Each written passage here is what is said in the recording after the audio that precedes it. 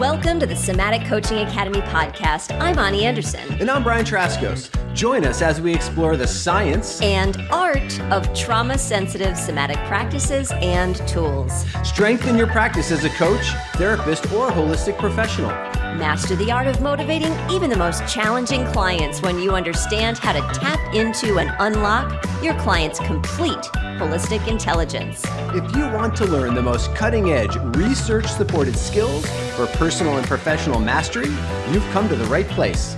Let's get this conversation started. Hi, and welcome to the Somatic Coaching Academy podcast. Here we are for episode 126. Ani, how are you? Pretty good. How are you doing? I am ready to talk about this topic today. What are we talking about, Brian? Oh my God. Well, we are talking about, it's one of your favorite topics. Is it? Yeah. Money. Oh, it's not money really that's like my favorite thing. It's all of the empowering conversations that we can have about money. I'm not like a money person necessarily. Oh, okay, maybe I am.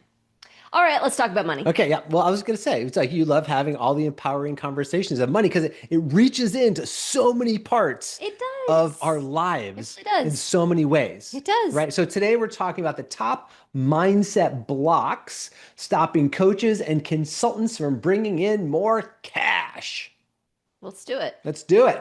All right. So we work a lot with small business owners in the health and wellness spaces, professional coaching, consulting, training, L&D. Yeah, L&D they're looking to grow their business. Yep. They want to bring in more money, and they're want to bring in more money.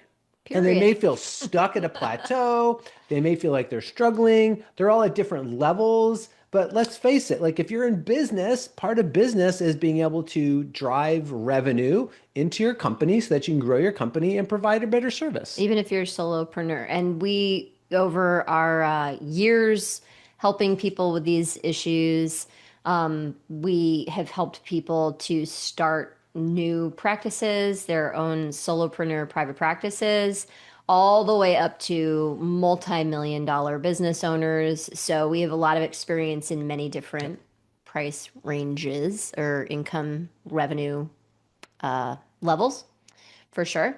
I feel really fortunate to have been behind the eyes of hundreds, if not more than hundreds of business owners, way more than hundreds, thousands of business owners over the years to see trends and patterns and really be able to help people, especially with this different level of revenue kind of thing, because there's definitely something to operating at different revenue levels. And then there's also these things that underlie whatever revenue level. Yeah. So money does like just reach into all parts of our lives. Yeah. And so we could be naive and say, oh, money's not important. We don't want to make it about money. We don't want to make our business about money. We don't want to make our lives about money. But the fact is that if you live in a Western industrialized, commerce-driven society, then money is a primary feature of living. And money is not the number one motivating force for most of the clients who are working with coaches at the Somatic Coaching Academy. Mm-hmm. But that doesn't mean that money's not important, like you said, because money matters for a lot of different reasons. Mm-hmm. Yeah. So one of the reasons that money is important for me is the idea of freedom. Yeah. For somebody else, it's providing. Mm-hmm. For somebody else, it's creativity. There's all kinds of things that money can help support our evolution in. Right?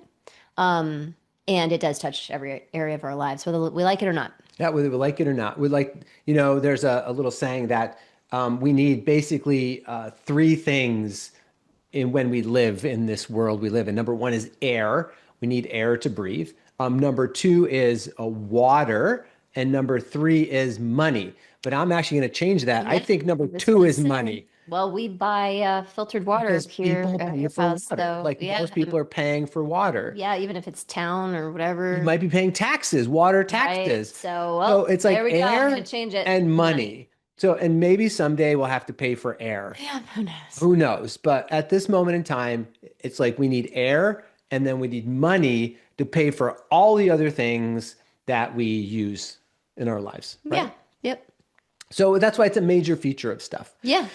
And you may be, an intrapreneur, which means like you're an employee. And so if you're an employee, you go to your job and you punch a clock and then you get paid, you get money from doing your job. And then you use that money to pay for all the things in your life. If you're a small business owner, entrepreneur, coaching, consulting practices, all those kinds of things, you have to find a way to um, bring revenue into your own company because like an employer is not paying you. You are the employer potentially for other bench members or your own employees, but you always have to be out there looking for ways to bring revenue through your company so that you can not only perform the services of your company, but you can also live the life that you really want to live. Whether or not you have a team. Yep, whether or not you have a team, right? Hmm. So what are the blocks then? Because a lot of people want to bring in more money and they have plateaued, they feel stagnant.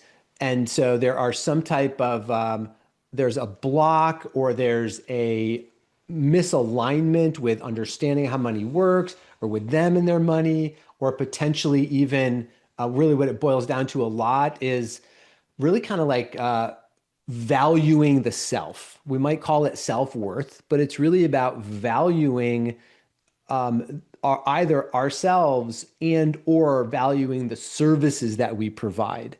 And oftentimes when we are small business owners, coaches, consultants, the business we provide is a direct projection of ourself.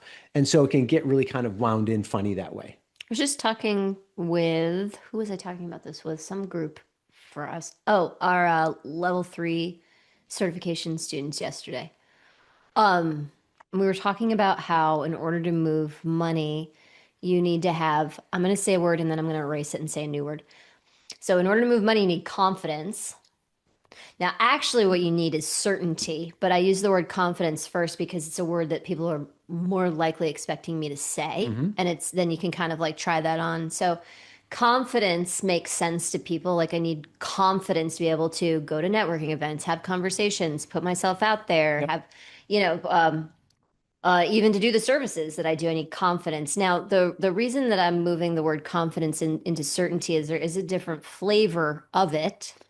And certainty is this interesting idea where I just know, which actually is a lot of like embodiment. Like Hmm. I just know. Like when you embody something, you just know. You don't even have to think about it. It just kind of is that.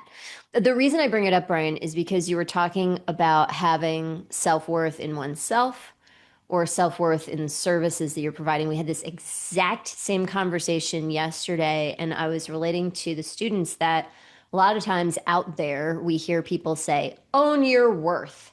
And it's been my experience that people have a really hard time doing that. And one of the reasons I think that that is because everybody, the natural laws would say, is inherently worthy. Yes. And so, what the hell does that mean to own your worth? I just never get into that conversation actually. But what I do think that people need to lean into, whether it's our students or folks who are listening, is like, what are you certain about? And sometimes it is actually certain that you can do it. Like, you can provide the service, you can provide value. But also, sometimes, like Brian was saying, it's that certainty that the tools and the systems that you use really work. The work that you do, the processes that you do really work. And so that's using, like Brian was saying, using self worth in the direction of the services that you provide. You have to be able to find something where you can really lean in on self worth and your certainty of worth to be able to have the conversation about moving more money into your business because that's how money moves is the exchange of value. Yeah, that's really what it is. It's not only what we value as the provider of the service, it's really it's the value of the consumer of the service, right? It's what value is the consumer of the service placing on the service, and that Yep. will determine. And whether you agree with it or not, if you just look at where money goes and flows all around you, in whatever country that you're living in, that would pretty much tells you what people value in the country. Now, Yep. you might not agree with that Right. or not, but that's beside the point. The point is, if you just look at it as an objective exercise, that where money goes, that's a signature of what people value. Right. So we live in the US, and if you look around, one of the things that money really flows to is entertainment. Entertainment. Yep. That's a big one. So people value entertainment. We know that because people pay for it. Yeah, and it's sports entertainment. Yep. It's professional sports.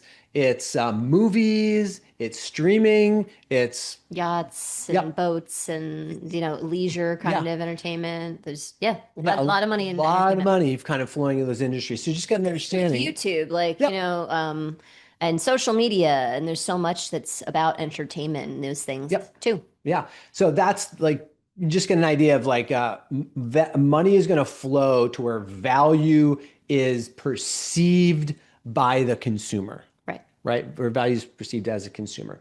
And so if we kind of dial this back just a second and start talking about the blocks, some of the blocks that can happen internally. Well, like one of the blocks that's coming right now is if we don't agree with how the consumer is valuing the service and we're blocked around our own perception of what's more valuable.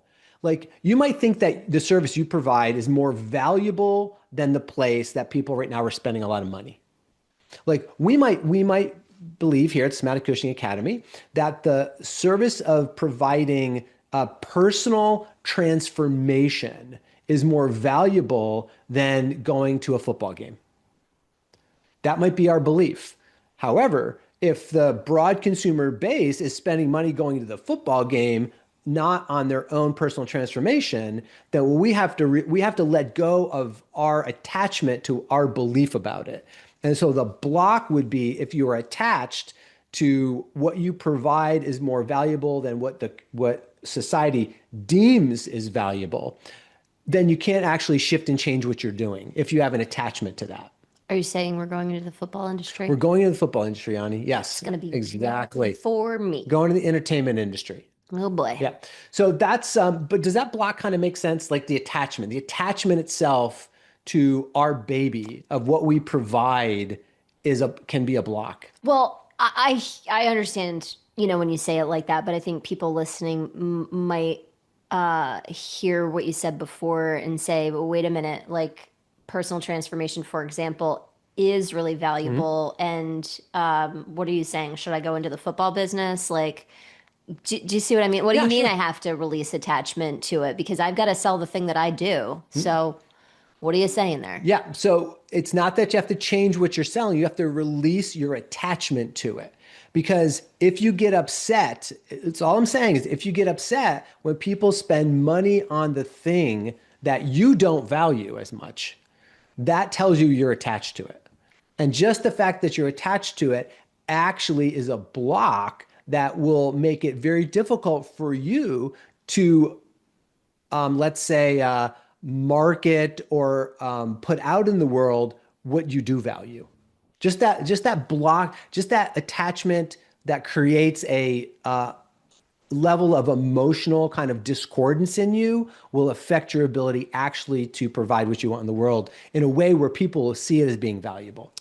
It will prevent you from using your creative resources to find a way to meet people where they're at. Okay, there you go. Okay. Yeah. So, and that's like a hidden kind of really insidious, shadowy kind of way that one of those, that attachment block can work. I think maybe another way to talk about this is a lot of providers think that they need to really be able to articulate what they do so people understand. And they're really attached to needing to articulate what they do so people understand it. I'm not saying that's not important, but what's more important is that the person you're talking to, the people you're talking to, feel understood. Correct. Yeah. So letting go of, to your point, of our attachments around that allow us to my point, have a more creative conversation about, hang on a second, how can I help meet the market Mhm. and in a way that they feel understood, which is a different kind of way to approach it. So, Yeah, because, going to the football game, let's just use an example, or entertainment, like consuming the entertainment is fulfilling a need right. of the consumer, Hmm. right? And so when you can get curious about what that need that's being fulfilled, and then you can have the conversation about that to understand how they're thinking about it. It very well could be the service you provide, the deep personal transformation actually also fills that need Right. for that person. Right. So if you're attached to actually what they're buying and you don't understand the need it's fulfilling, that's where I That's think you're clarifying for us. That's really where kind of the sticky part of that is. Yeah, one of the conversations that we have here at the Somatic Coaching Academy all the time is recognizing that the people that you're serving know they have problems with something and they're looking for solutions. And one of the things that's a real money block is seeing that other people have problems and trying to convince them that they have problems. Correct. Yeah. So what you're saying is like when we start to really acknowledge the needs that people are getting fulfilled, then we have a better awareness about how they're thinking about their problems Mhm. and how they're going about solving those problems. And then we can have a conversation with people. But we're not going to have a conversation with people when we're trying to convince them they have problems. Exactly. Or trying to convince them that what they're consuming is wrong or bad. Right. Right? Because what they're already consuming is fulfilling a need. You have to understand what that need is. And then if you can also fulfill that need, then you've got a connection, an authentic connection with someone that's going to help you drive more revenue through your business, Hmm. right? Which is really important. Yep. Another block that we see in certain levels in terms of person's development. Let's just look at this side for a second. Like really successful, in my experience of all the entrepreneurs, small business owners that we've worked with over time, really successful small business owners know that they need to continually invest in themselves. Yes. Like they just, Not only do they know it, they do it. they do it every year. They're like, what am I investing in myself this year? And that is, things like coaching services and strategy services and things like that. But it's also things like memberships and team payments Mhm. and software and all kinds of things that you invest in as a Yeah, there's business owner. never an end to the investing in self. And I Travel and and this is a block conferences. that you see at a certain level of a certain Definitely. income level Definitely. of solopreneurs, small business owners, is that they have some type of belief that they don't need to invest in themselves, even for like a year. Like this year, I'm not going to invest in myself. And what happens is they end up falling behind Yeah. the curve. I'm just, people are going to want to know, like, what is that income level? And I think for me, the a level is somewhere around $60,000 a year Mhm. ish. Yeah. Where if people in general are making under 60, about $60,000 a year, they don't have an understanding of repeated investment. And then I'm going to say over probably around $150,000 a year, people actually do have more of an understanding and an activity around making continual investment. Yeah. And again, I don't know how you feel about that. I That's just like that's a about general I guideline, think I that's think, just about right. I would say the same thing. from what And I've noticed. and at those different income levels though, I think it's important to know what exactly is the best thing to be investing in Hmm. at those Hmm. levels. Yeah, because one of the things that happens for folks, Is they maybe, invest in maybe the I'll wrong things. maybe I'll put another number around it, but for right now, I'm just gonna say like there is this, yeah, there is this level at which I've noticed that people continue to invest in the idea in some incarnation that they don't know enough. And then there's a transition point from a revenue standpoint where people invest knowing they know enough and they want to know more. Hmm. But there's like this thing where people are trying to fulfill, you were talking about needs, trying to fulfill a need or void in themselves that like they don't know enough. Hmm. But then there's this transition where people still invest in learning opportunities and maybe it's the same opportunities, but they also know they know enough and they're moving forward with other investments. Yeah. I don't know. That's one of the things that comes up Yeah. when So talking about that. in general, the understanding from really successful business owners is you got to keep investing in yourself. You just Investing. have to, because of the law of more life. Let's just talk about the natural law of more life, which states that everything in nature and also the universe is always in a constant state of growth and evolution. Like things just keep growing and growing and growing. And as business owners, if we opt to not invest in ourselves, then it's kind of like we're opting not to grow anymore. And opting not to grow anymore doesn't mean that you stay stagnant. What it means is actually you fall behind because everything else is growing. It doesn't put you in relationship with the natural laws. It places you out of the relationship with the natural laws. Yeah. So whenever you find yourself or hear yourself saying, listen, I'm done growing, I'm happy where I am, that may feel good for a day, a week, a month, but eventually what's going to happen This is is going to there's feel going to like be pressure. stress Yeah. and pressure because other things are still growing and changing. Hmm. And what happens, you start getting left behind. Yeah, and you basically chose not to pay attention to those things. Yeah. And then you'll start to lose opportunities to Yeah. continue to grow because you've claimed or said that you're just good where you are, sort of thing. Right, Right. right. So business owners must continue to invest in themselves. It's part of being a business owner. Yep. And so I just want to expound upon this just a little bit more again, that the investing in yourself doesn't necessarily mean just buying coaching programs. Because I think a lot of times when people talk about it out there, that's what people say is you got to keep investing in yourself, which means come buy my coaching program, right? That's not what we're saying. What we're saying is basically spending money on things in your business and growing your capacity in all ways. Brian and I have this saying that the road to success is paved with paperwork. And what we mean by that is like, if you want to evolve your business, there is always going to be some eyeball rolling hassle that usually comes with some kind of forms or figuring stuff out, whether it's filling out forms to be a part of a membership organization or figuring out how to have a newsletter or a new piece of software that's going to help move you forward, or figuring out how to coordinate travel, or figuring out how to coordinate getting to conferences, or figuring out how to speak and what goes into that, and applications after applications after applications, hence the paperwork, thing.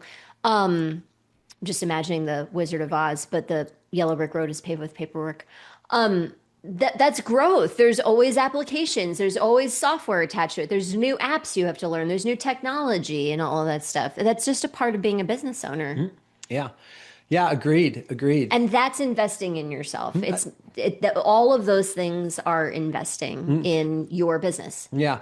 The other thing, the other place is when you think about investing, I think the two ways you can think about this, or two things that people are primarily investing in when it comes to business growth, is business strategy and also mindset. And a block that we see with people is when they believe that they can grow to the place they want to grow to by only investing in strategy. And business strategy is critical to invest in. Let's just say that. And I think business strategy is the most critical to invest in, up to, I would say, probably right around that $150,000 mark.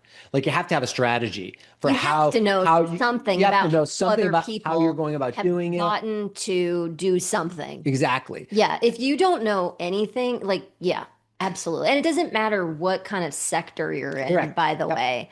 I remember supporting people who wanted to do retreats for the first time or have a wellness center, and we've done those things. So, like, we could help with strategy. It's not that every single thing we said was gospel, but it put people on a page, where like, I didn't know that that's went into it. And it helps to have people who are mentoring you, who've been there and done that. Yep. Yeah. And then there comes this point where the strategy, to your point about like a revenue point, where the strategy is important to have heard, but in order to continue to evolve and expand your revenue into greater and greater impact, you really need to be doing the mindset work to understand that every strategy actually works. Every strategy actually works, but none of them work on a faulty mindset. Right. Yeah. So the little phrase is that a mediocre strategy is with great mindset is far more effective than the perfect strategy with poor mindset. Absolutely. And so there's a couple of indicators to tell you, oh, wow, do I really need to be investing in mindset? Is Yeah. that where I need to be putting? Well, one indicator is if you've tried like three different strategies to get where you want to go and none of them have worked, that's probably a mindset issue. I would say that's generous, Brian, to be honest Three is with you. generous. I think so because to be Two. perfectly honest, every strategy works. Okay. So if you've been Because using a yes, strategy and it's just not, works. well, the reason I say that, Ani, is because a lot of people don't stick with a strategy very long if it's not working. Yeah, I know. So they'd say, oh, it's the strategy. So I've It's got to not change working. it to the another strategy. I know. Oh, that's not working. I got to try the other strategy. That's why I say three, because people, one is like, oh, well, they could convince themselves it's the strategy. Two, they could say, well, they could also convince themselves their strategy. But once it's three times, then you have to ask yourself, what's the common factor with all these strategies? Oh, it's me.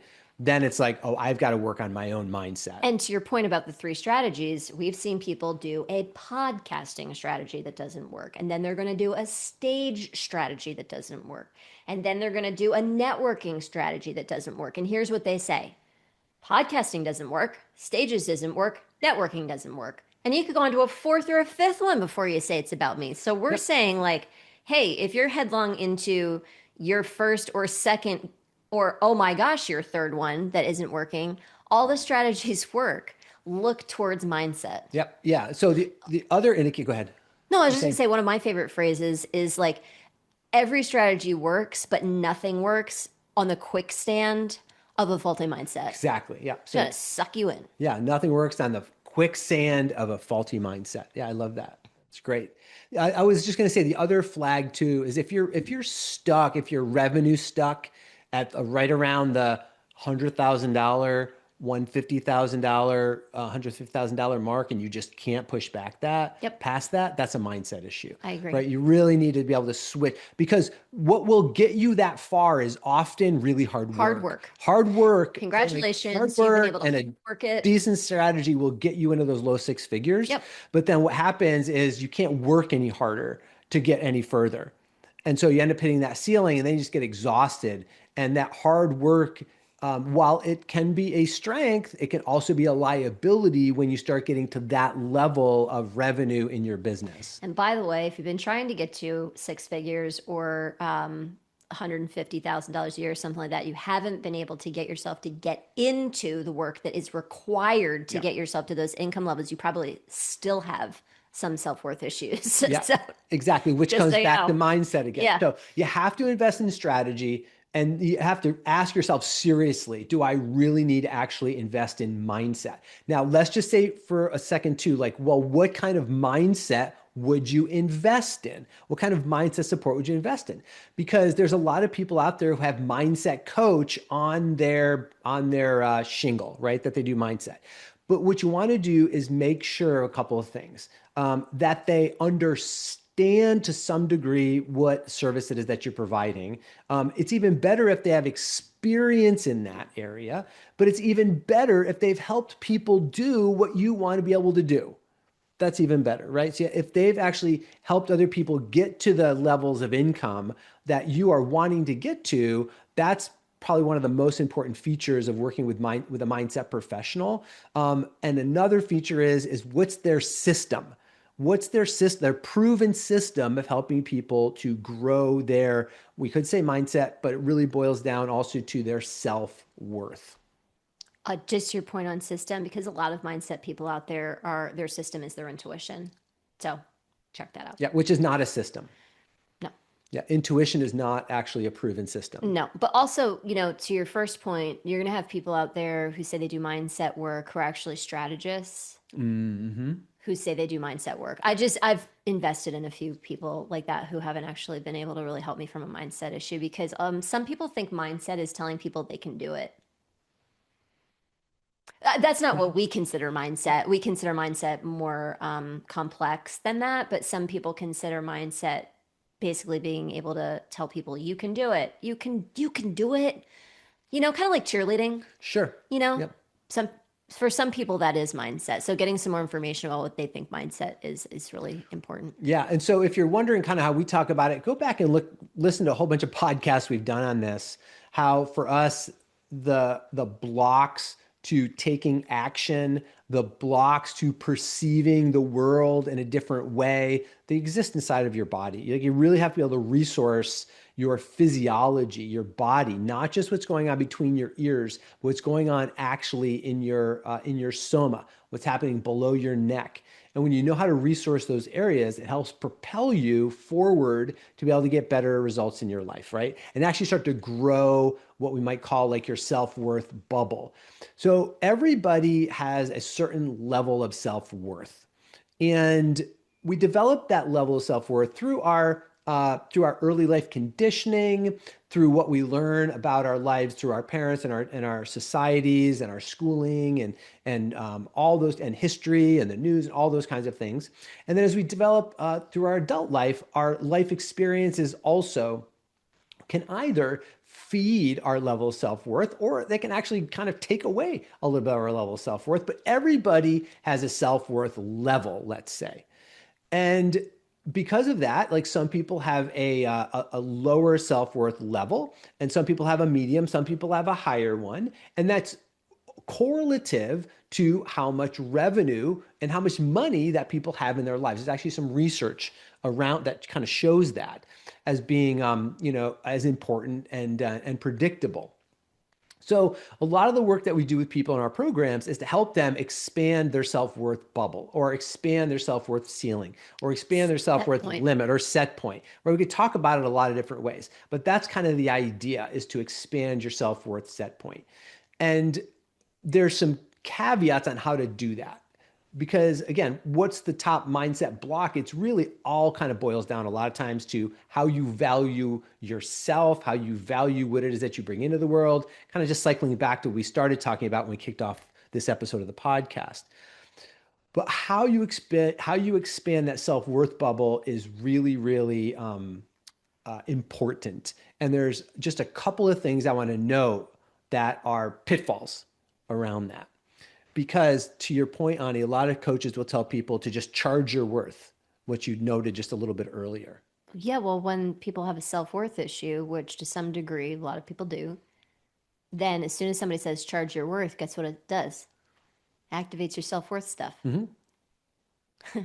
Or well, and some people will just like kind of push into that, Yeah, which actually a lot of times is still coming from self-worth stuff. correct. And then that'll be mirrored back to you with the things that happen next.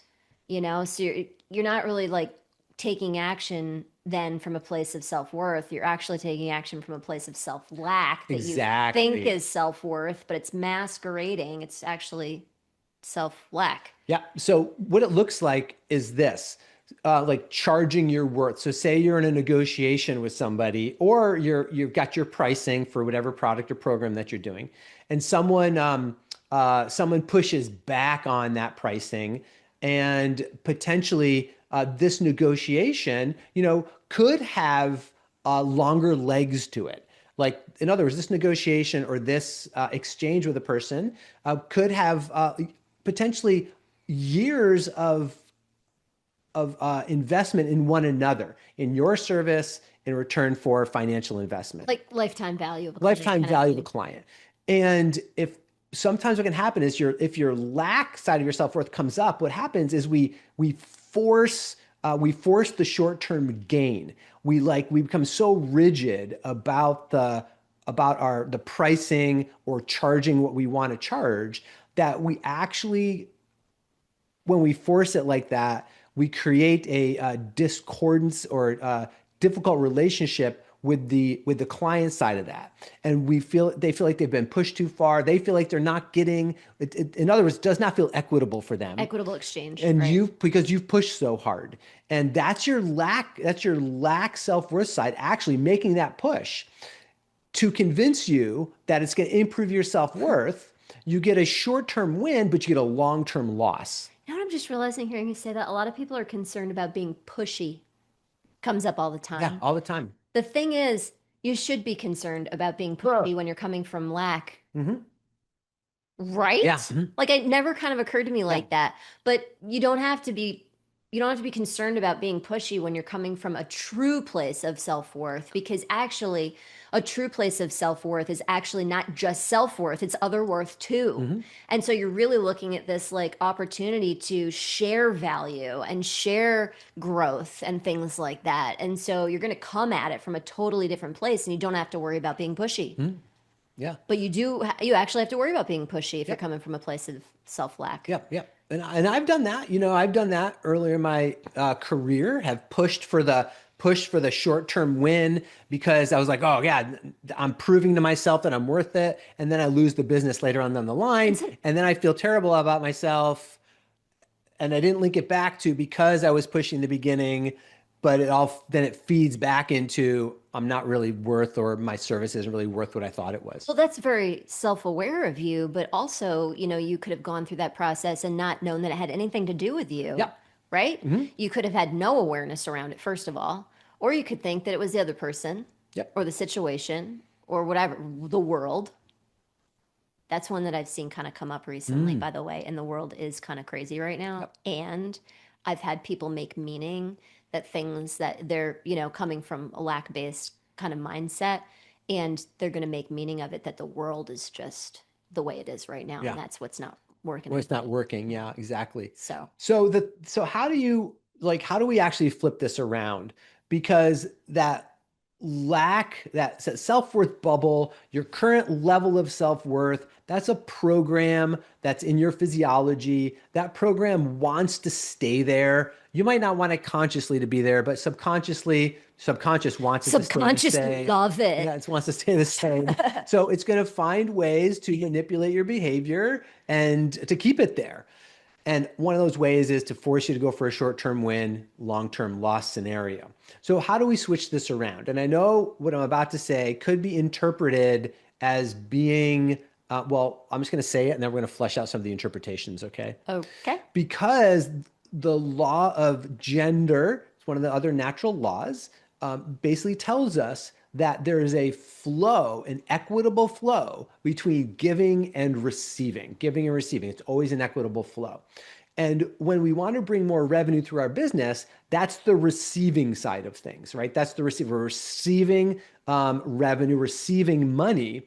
And the outpouring part is the giving of our service, right? We have to give service, receive money, give service, receive money. So that's got to be in balance. And so the self-worth lack part of us would say, ask for more money. When the way to actually facilitate the receiving of more money is to grow your capacity to, I'm going to say, give more. And I know we're going to talk about that in just a second. Mm-hmm. But it's really about growing your capacity to provide more of something, Value more value, in some but capacity. also growing your capacity to energetically output Yes, things correct. too. Not just give more, but energetically output. And that was the law of gender, not the law of genitalia, just so you know. Mm, yeah.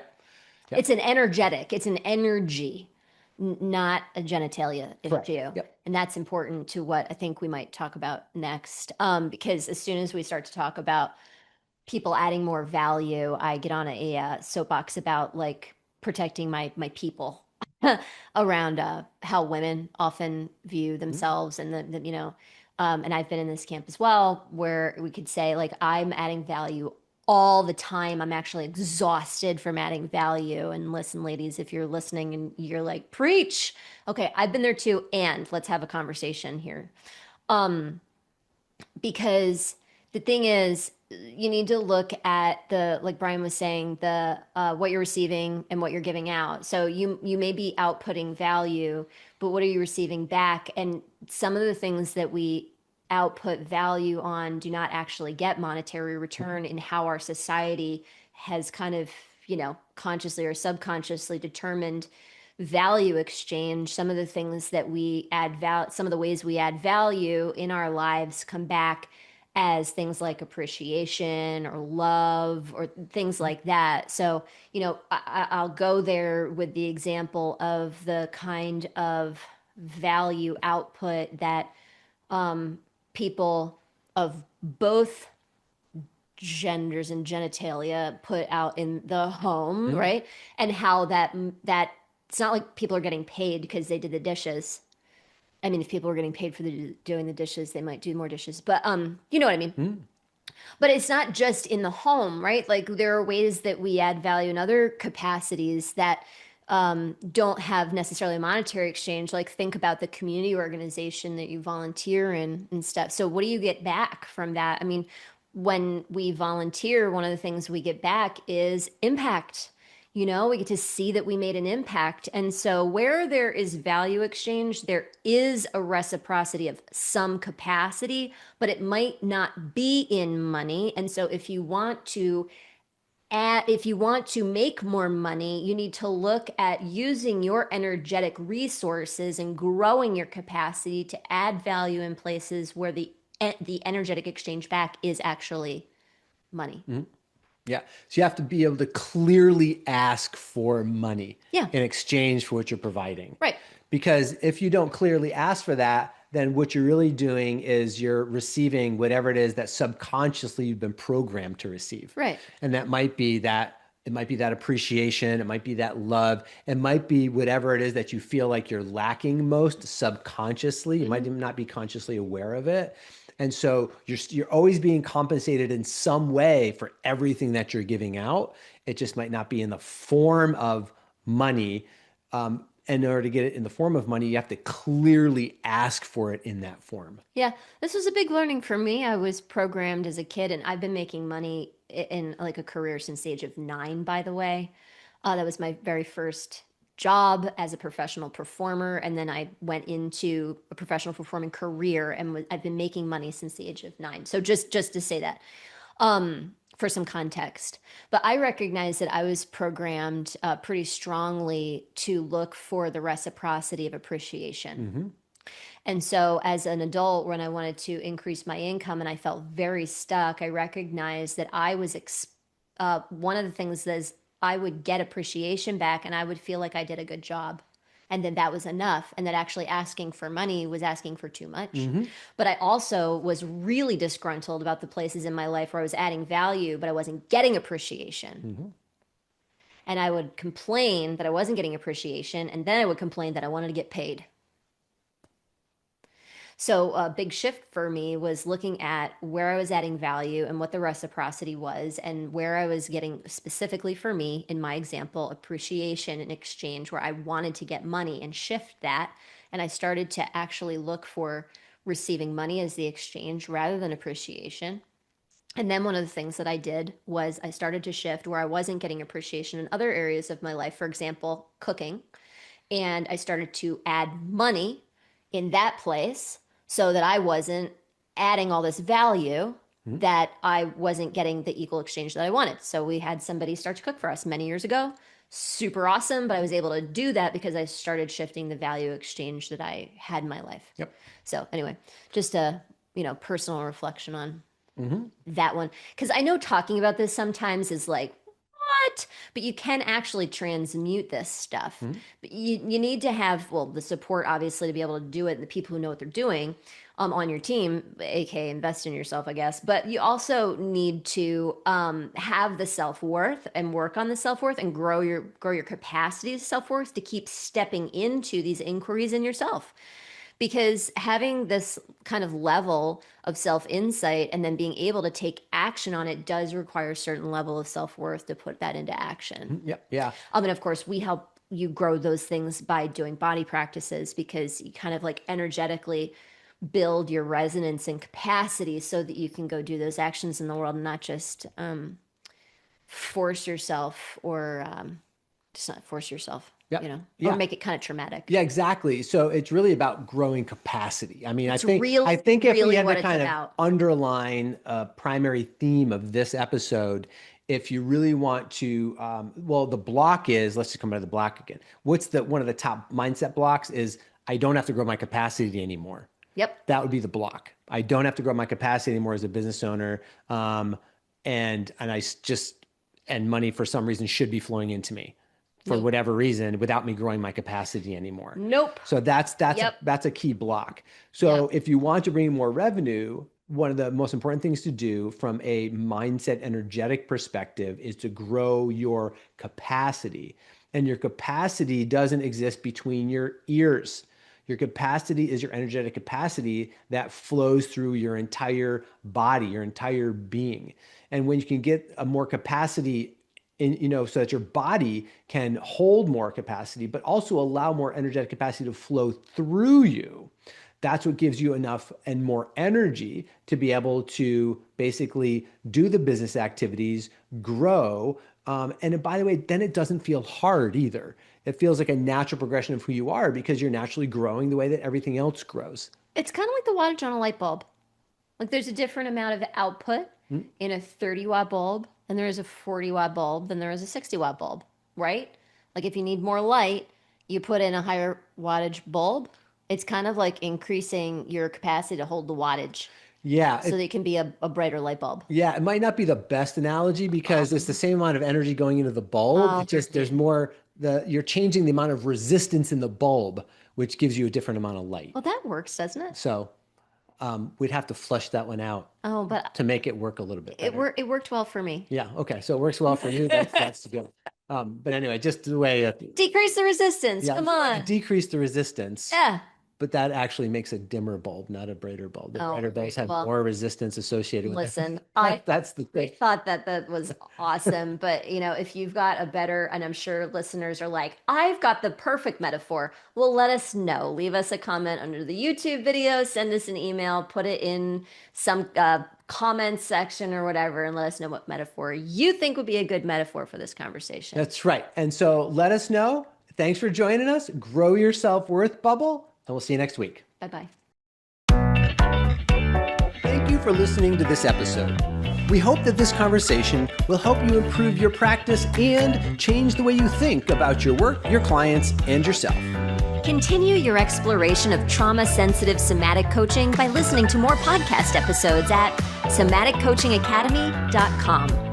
You could be the trusted guide that people turn to help them with their most challenging situations and to reach their most precious goals. Thank you for joining us. We'll see you next time.